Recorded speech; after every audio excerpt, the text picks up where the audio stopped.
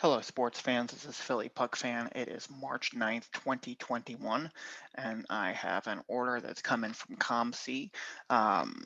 These are some purchases that I got rolling over. I don't think I've sent cash into COMC since 2010, so I've been rolling over ever since. I started out with 100 cards and $100 and 300 cards uploaded, and I've got about 5,000 in the portfolio now and $3.56 in the port because I went on a spending spree. Anyway, I'm video recording it because the last couple of times I've gotten orders from COMC, things haven't been great, and I wanted to make sure that this problem's been solved. There's some very rare Magic cards in here and some pretty cool hockey cards as well. So let's go ahead and take a look.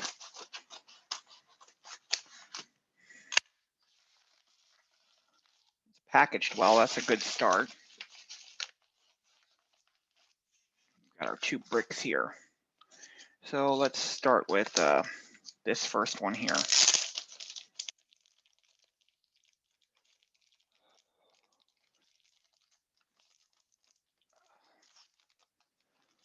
I don't know why on earth this is in a semi-rigid holder, but that's not great at all.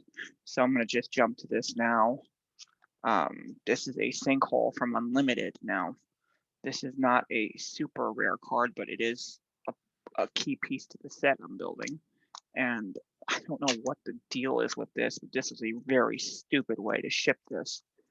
So we'll go ahead and crack this open here.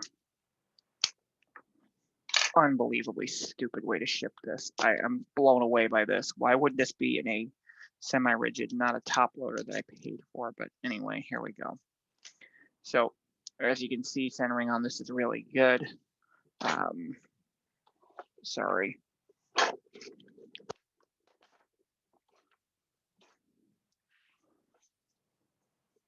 mean, centering on this is just about perfect. We do have a slight diamond cut issue here, but centering is really good. We've got good corners on it as well. On these older Magic cards, this, if you're going to get hit, this is where you're going to get hit. You're going to get hit on the corners. So I'm going to just see if I can, the camera will pick it up. So if you see, there's a tiniest bit of chatter here in the corner. But the rest of it looks great. And I don't think that's enough to be a problem. When I take a look at the back is pristine as well. So now we're just going to do an authenticity check. And there's 2 surefire ways to tell this feels right. So way 1, when I scan through the back, the light should come through. And yes, I can see it goes through, the light is shining through. And the other thing is you look for a rosette pattern.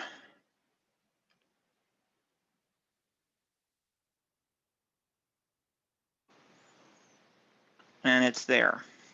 And there's no way for me to show that on the tape. I'm going to get a top loader to put this in. I'm blown away that this is how COMC decided it made sense to ship this card. I didn't think I'd need top loaders, but yet here we are. So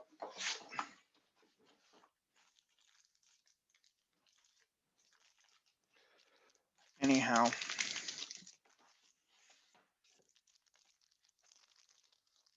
card's got great registration.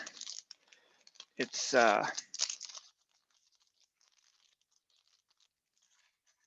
just about perfect. And it survived despite the unbelievably bad shipping job we've seen here. So carefully just slide it in here and put it in a top loader. Now this will probably wind up in a binder with the unlimited set that I'm building. But one thing to know about this particular card, and I'm going to put it real close to the camera, so focus on the camera. Focus. It's not focusing, is it?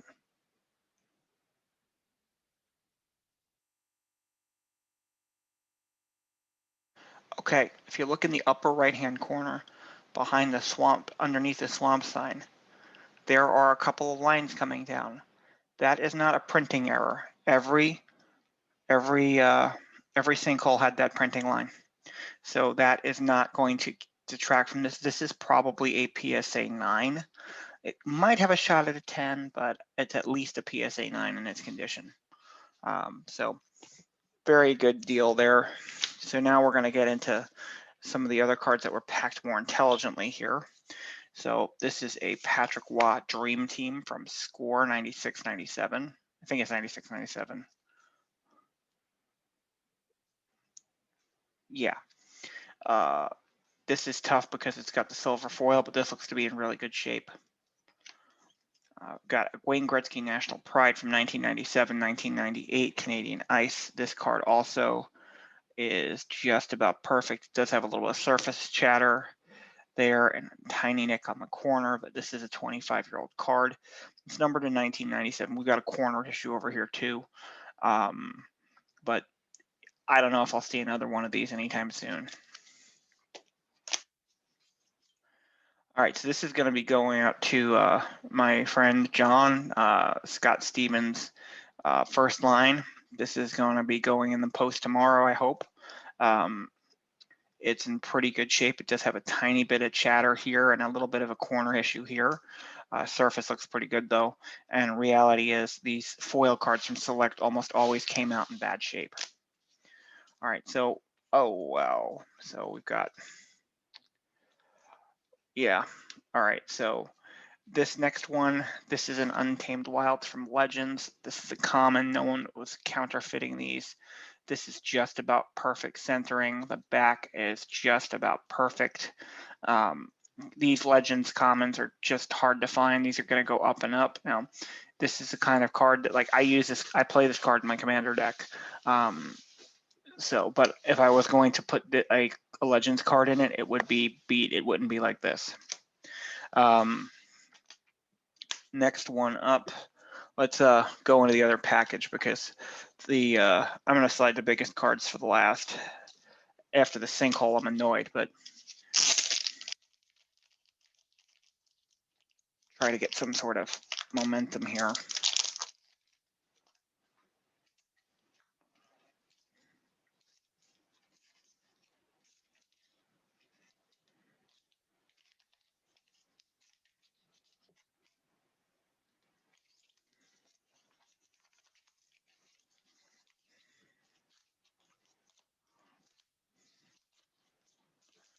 All right, so go into the more minor Magic cards that I picked up. So Brainstorm, this is a useful card. Elvish Piper, this put a creature card from your hand directly into play. This is crazy because you could get like an 8-mana creature and put it in play for 1 green with this elf. So this elf doesn't live very long usually. Mana Short, this is one of the classic cards from the game.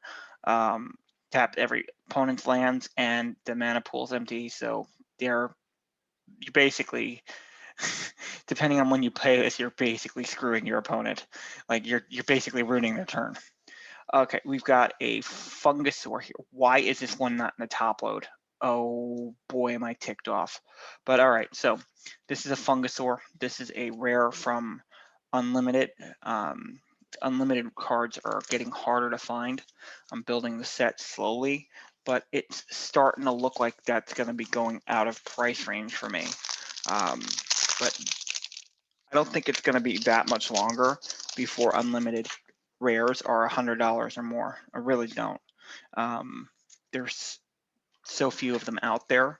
And a card like Fungusaur, I mean, you look at it now, like, okay, it's a 2/2 for 4, and if it gets damaged but doesn't die, it gets +1/+1. You'd never play this now, but back when in the day when this was a new card, this was a card that people would play a lot. So finding one in this kind of shape is really rare. All right, so here's where I officially lose my temper. This is a Suchi. This is from Antiquities, it's reserved list. And it's pretty much mint, although what is that? Okay, so I've got a surface issue here. It's got some gunk on it. What is that?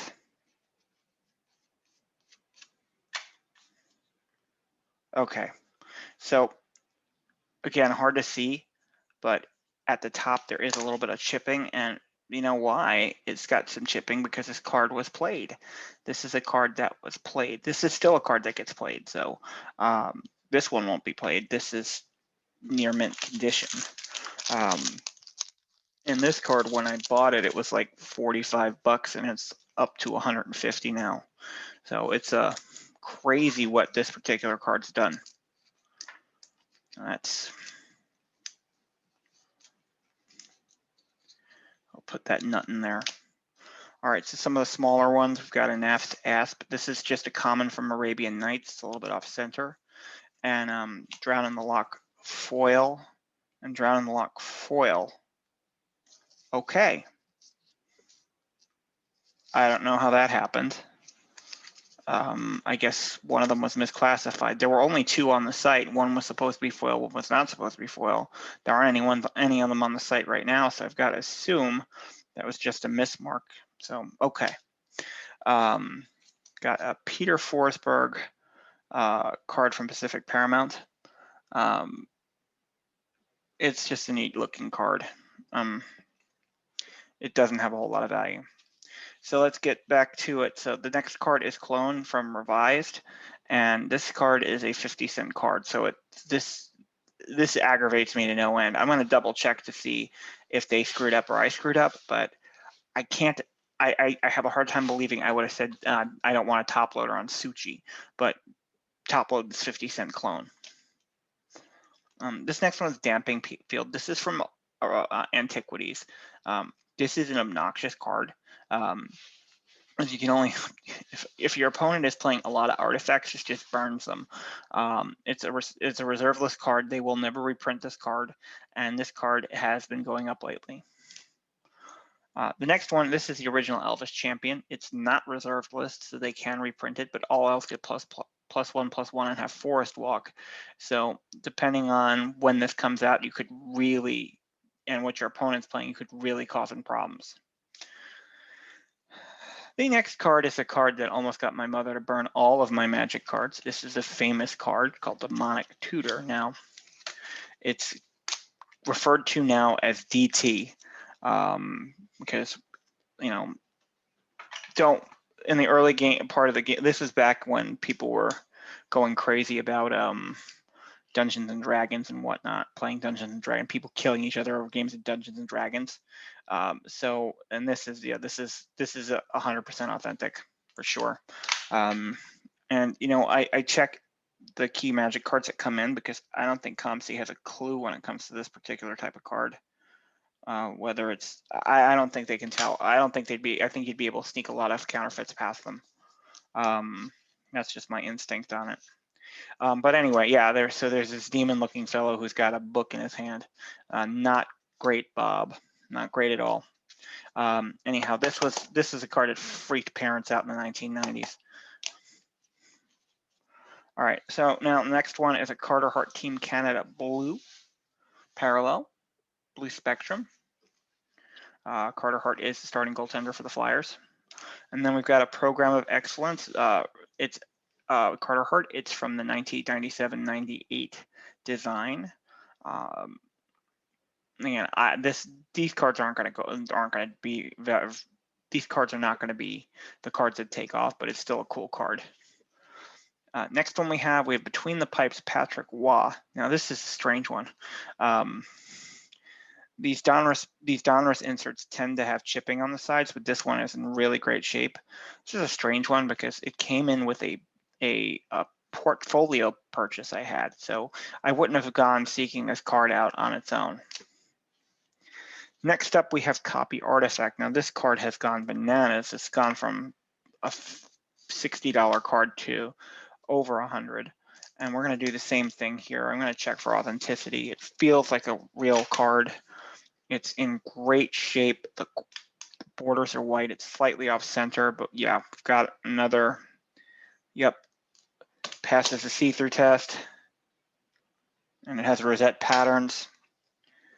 This is probably a PSA 9 as well. There's a little bit of chatter down here and a tiniest bit up here. If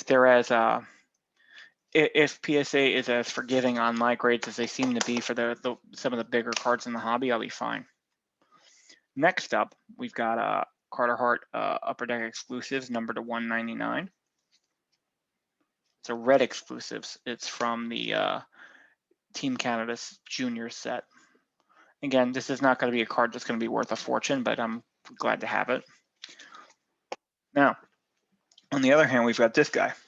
This is a premium patch autograph, numbered to 125. So this is Carter Hart's first major autograph and memorabilia release. If he trends the way I think he's going to trend, this card will go to the moon, and it's going to be in my personal collection. So there we go.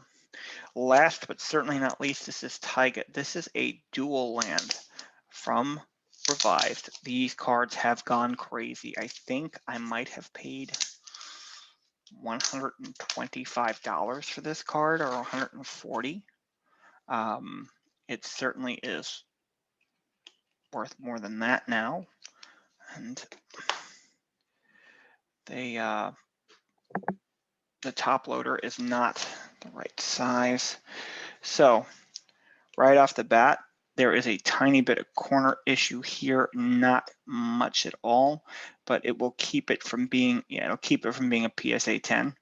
It is centered. The borders are white. It passes the see-through test with flying colors. Now, what about the rosettes? And it's got the rosettes. So we've got an authentic card here for sure. The back, tiniest bit of edge wear, but nothing to be too worried about. I'm going to make sure I put the right size sleeve on this card. COMC is bragging about how many people they've hired. I just wonder how many of them they're training. Anyhow, for the most part, this order was in good shape. Fortunately, Suchi wasn't damaged. Unfortunately, the Sinkhole wasn't damaged. But anyhow, this was a COMC mail day, and I hope everyone enjoyed it and is interested. And if anybody is interested in old Magic cards or has old Magic cards that they want to unload, feel free to reach out. Always in the market for old Magic the Gathering cards pre-1997. That's my wheelhouse. Those are the dorm days, 1993 to 1997. Oh, anyway, I hope you all have a great night. Bye-bye.